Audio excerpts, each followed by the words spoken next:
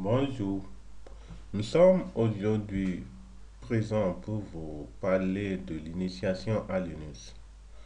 Ce chapitre est le chapitre introductif. Les objectifs de ce cours consistent à donner aux étudiants les compétences nécessaires à utiliser Linux.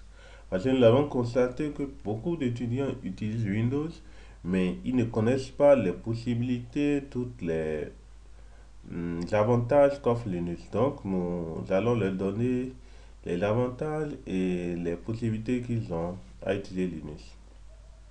Donc, on les aider aussi à découvrir et à utiliser les multiples possibilités qu'offre Linux et la communauté du libre, pour les logiciels libres, pour la mémoire, pour la compréhension de l'informatique, etc.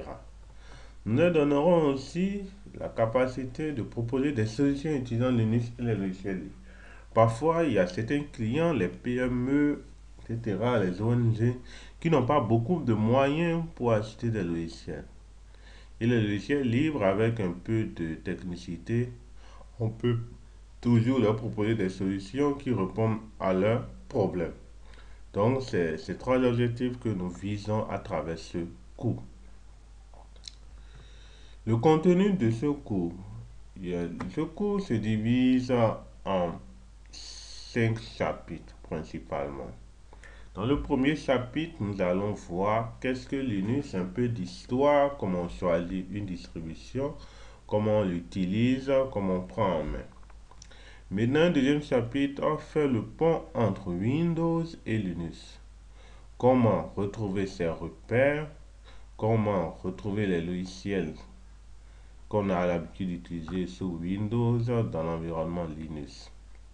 Ensuite, dans la deuxième partie, nous allons entrer un peu dans le back-end, c'est-à-dire nous allons voir quelques commandes usuelles pour manipuler les fichiers, manipuler les répertoires, manipuler les contenus dans les fichiers, créer des utilisateurs, bref, des commandes basiques fondamentaux pour essayer de s'habituer à l'environnement Linux.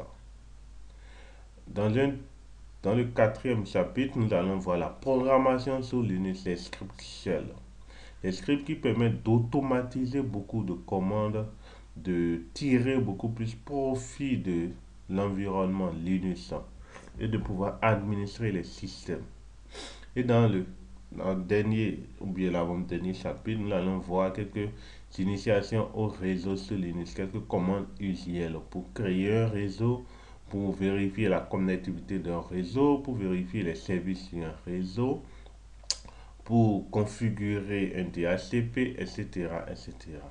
Mais ces quelques notions que nous allons aborder ne sont pas exhaustives. Linux, c'est encore beaucoup de choses. Nous allons vous donner quelques contenus, des éléments, etc., qui vont vous aider à vraiment vous retrouver et à aimer cette communauté qui est vraiment assez attrayante et assez pleine de choses merveilleuses. La méthode d'apprentissage, un cours magistral où nous allons vous expliquer les principes, les outils seront présentés et des démos, des exemples qui seront présentés en live. Nous attendrons de vous des questions.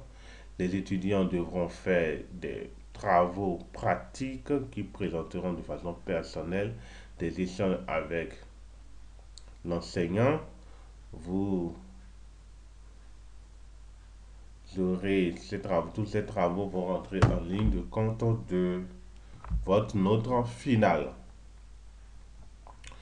La méthode d'évaluation, vous aurez un examen sur table qui comptera pour 40%. Ensuite, deux projets à faire en groupe ou individuellement qui vont compter pour 30% chacun. La bibliographie, Internet, Google, il y a assez de documentation sur Linux. Il y a aussi le livre de Richard Bloom et de Dean Anne Leblanc, Linux for Dummies, qui veut dire Linux pour les nuls, où vous avez assez d'éléments pour prendre en main Linux. Vous avez aussi Linux Essential, dit LPI Introductory Program, des commandes basiques. Ce livre prend en compte les commandes basiques de Linux. Vous avez aussi Advanced Bash Scripting Guide, an in-depth exploration of the art of shell scripting. Mendel Cooper qui nous a écrit ça, qui reprend en beaucoup d'éléments clés des scripts shell.